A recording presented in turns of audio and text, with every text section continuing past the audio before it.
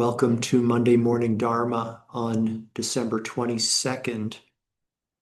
Thank you for joining us. Let's go ahead and settle into a comfortable meditation posture.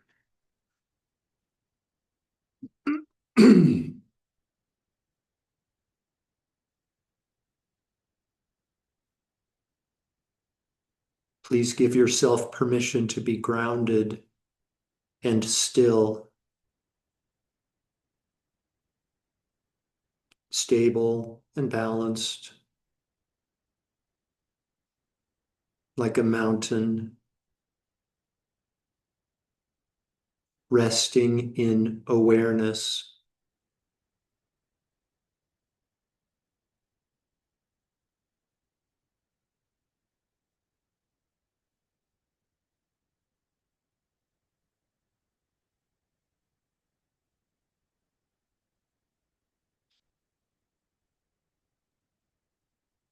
Now is not the time to reflect on events that have occurred in the past.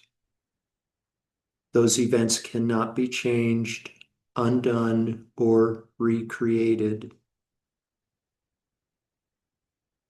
Nor is this the time to speculate about events that may or may not occur in the future.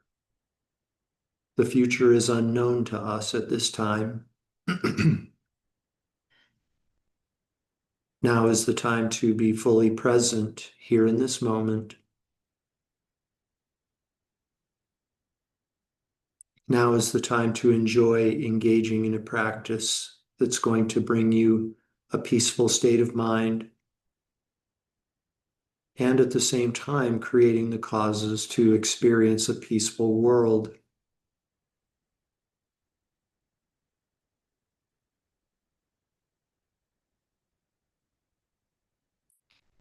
Please gently draw your awareness inside of your body and become aware of sensations.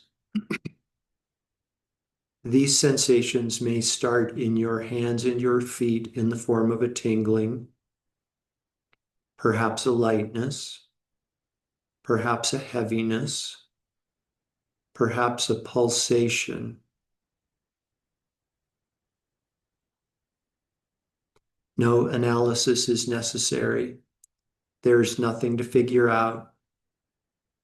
Just be the silent observer of these sensations and allow a more tranquil, awakened state of awareness to emerge.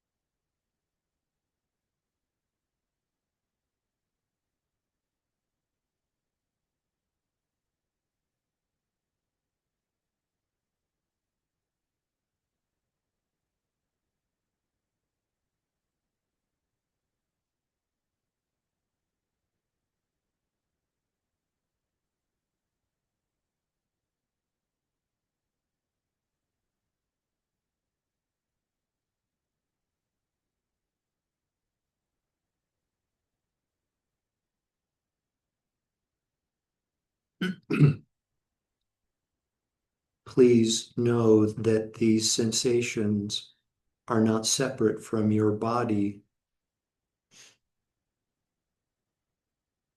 These sensations are not separate from the consciousness that is observing these sensations and the body. This non-separateness, this interconnectedness, this non-duality is the natural state.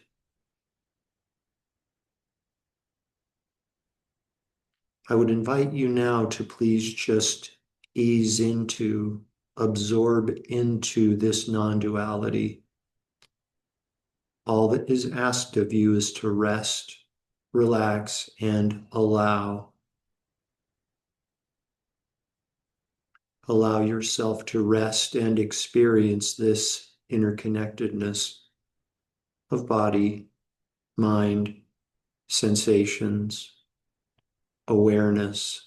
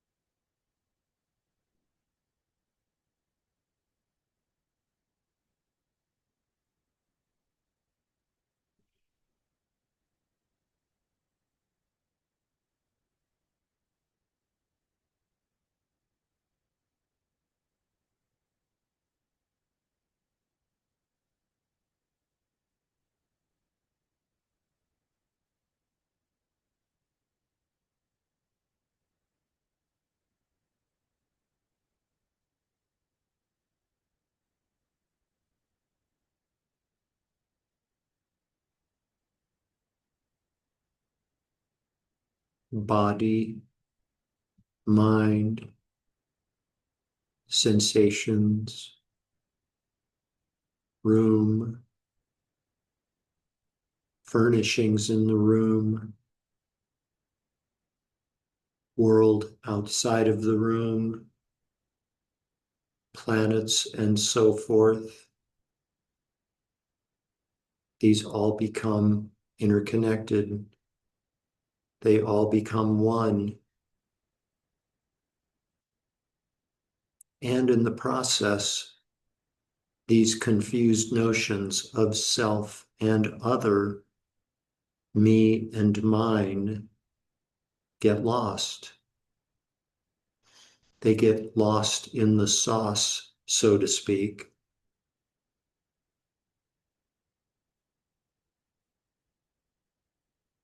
And thus freedom results.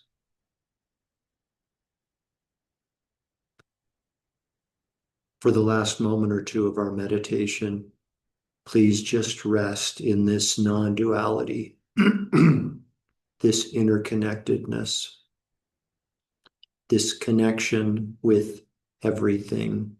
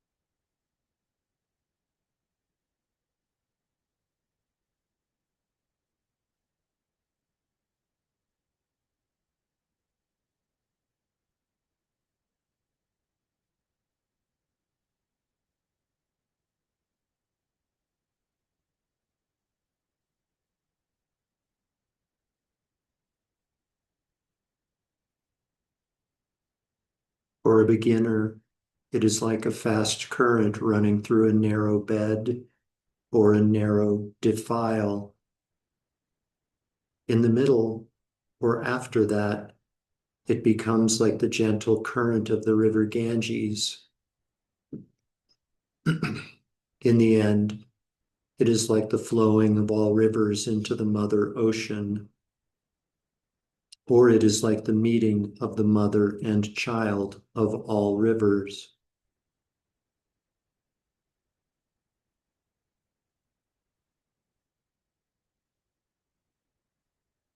Now, please gently redirect your awareness. Become aware again of this collection of parts we've agreed to label physical body, and allow your breathing to become less shallow.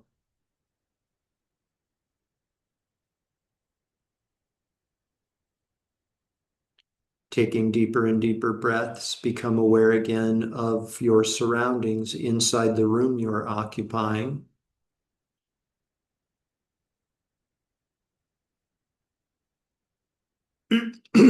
Deeper and deeper breaths, becoming aware again of the world that exists outside of the room that you're occupying. And we dedicate all of the merit, all of the positive energy from this morning's meditation to world peace. May all beings without exception be completely free from all forms of emotional and physical suffering. May all beings without exception be happy, peaceful, contented, and free.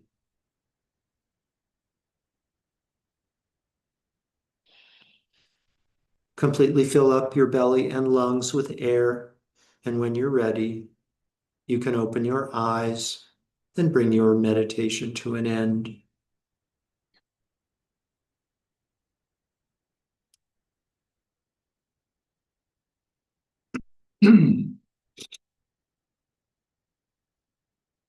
You.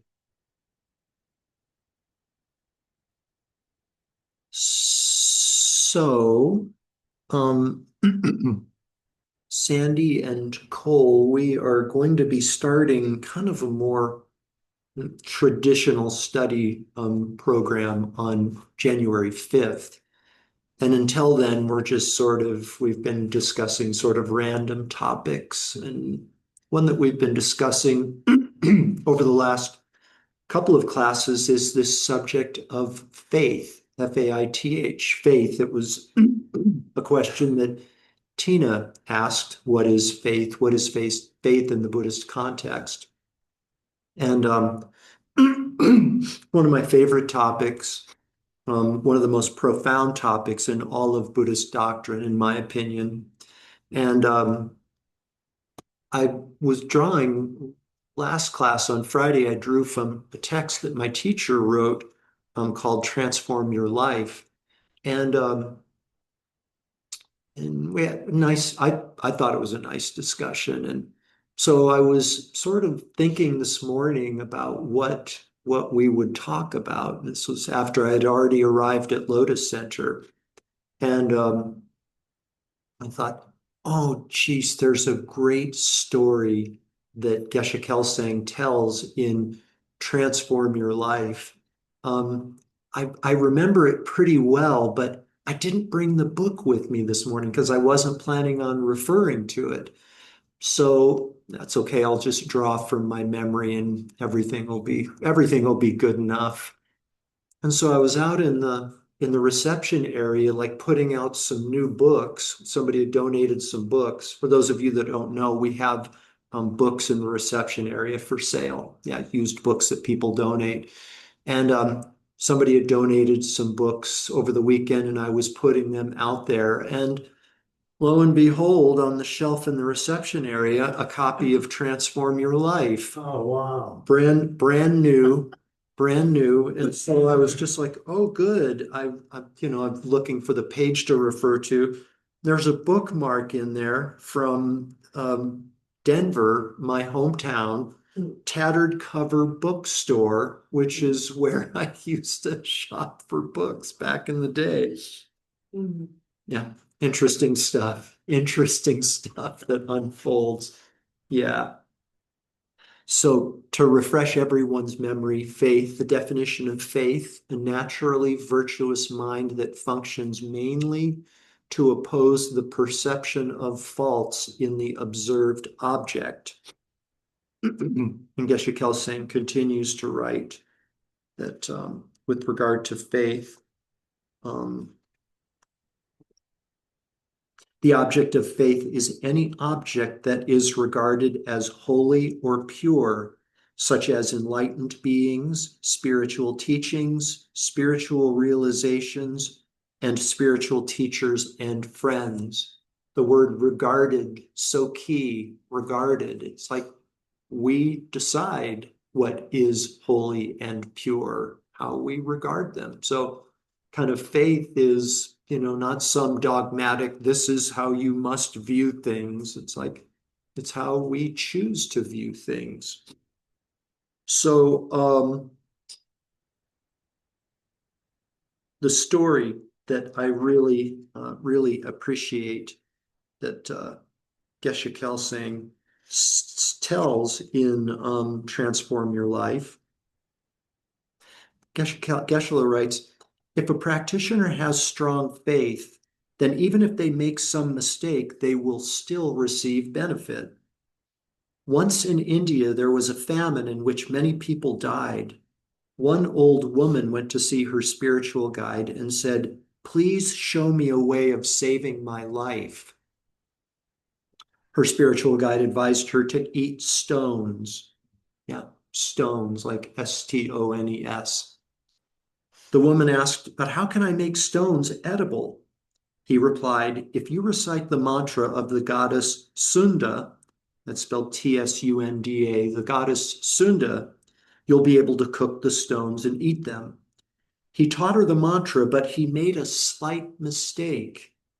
He taught Om Bale Bule Bunde Soha instead of Om Zale Zale Zunde Soha. However, the woman placed great faith in this mantra and the instructions, and she recited it with concentration. She cooked the stones and ate them.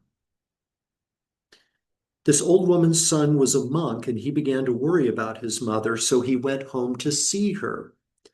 He was astonished to find her plump and healthy.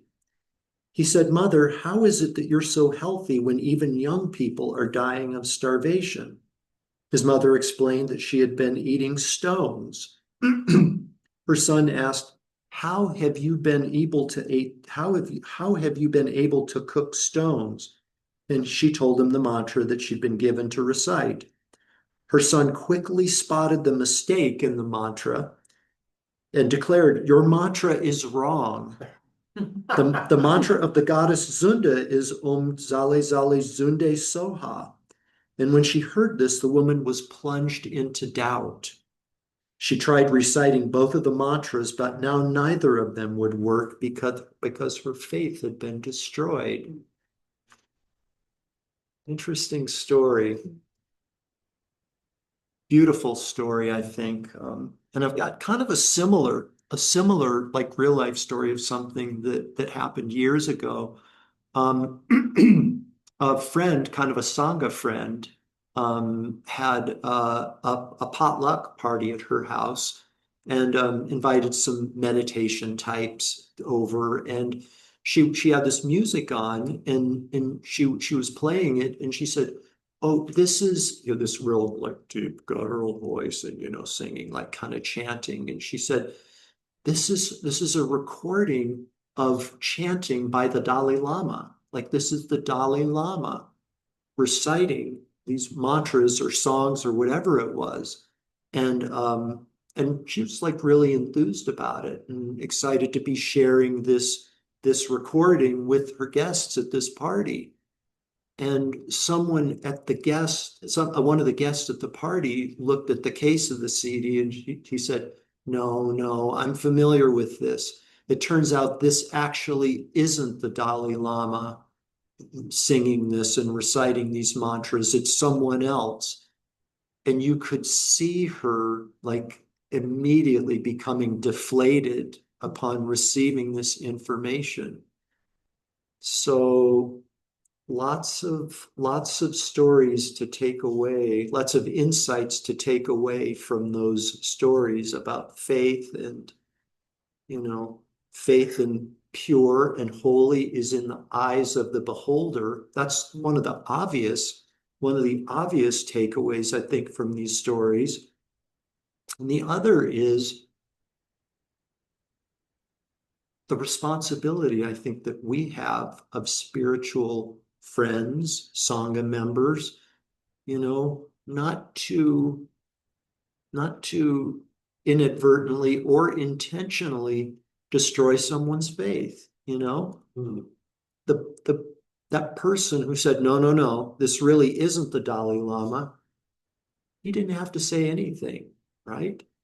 And who knows how her faith, maybe my perception was wrong and she really wasn't deflated upon receiving this information. Maybe it like really adversely affected her faith. But I think it's incumbent upon us to be um, careful, careful in what we choose to comment on, and trying to get things exactly factually accurate, you know. Okay, last little bit I want to share with you before we break. I'm going to send you guys like um, one of the most beautiful, touching short videos I've ever seen. Somebody sent it to me yesterday on solstice. Happy return of the sun, by the way. And it was the name of the CD, a YouTube video, was Dogs Claiming Their Owners. And it was a group of people. I don't know if you've seen this, I've never heard of it.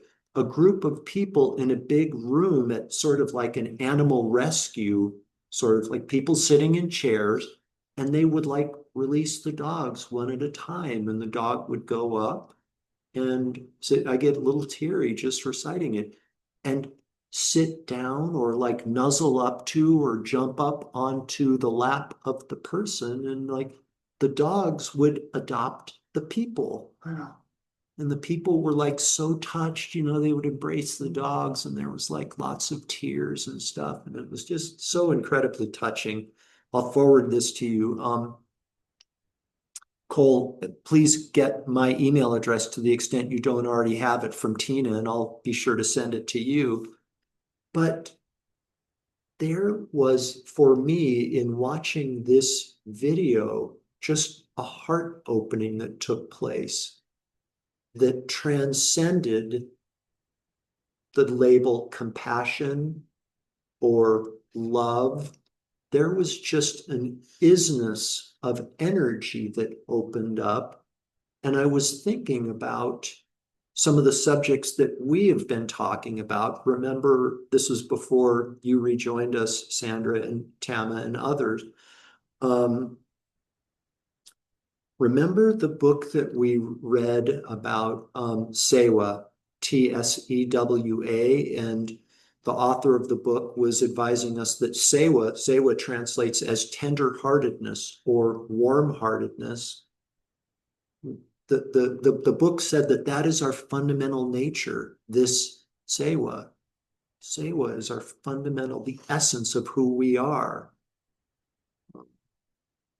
And it's also said that compassion is our Buddha nature. That's also said sometimes. The fundamental nature of who we are is compassion, And our thinking mind might be tempted to say, to wonder who says this is the fundamental essence of who we are. Yeah. I'm going to just examine what happens. And maybe this video lands with you the same way it did with me. But I think for most of us, there was an experience that we had in our life where there's just, and maybe it happens a lot, maybe it happens frequently for some of us. There are just these events that conjure almost, that just give rise to spontaneously and purely this heart stuff that transcends language and transcends explanation. And to the extent that's your experience, I would invite you to hold on to that as being your true essence with faith. Yeah. A naturally virtuous mind that functions to oppose the perception of faults in the observed object. Don't let some physician come around and say, oh, no, no, no. Here's the physiological explanation for what happens when, this thing called heart opening happens. No, protect it with faith. So there it is, you guys. 9:01. Thank you very much. Merry Christmas. And I'll see you all on Friday. Bye. Thank you, Joe. Thank you. Merry Christmas. I had told Bye. on Saturday. Bye-bye. My neighborhood has this crazy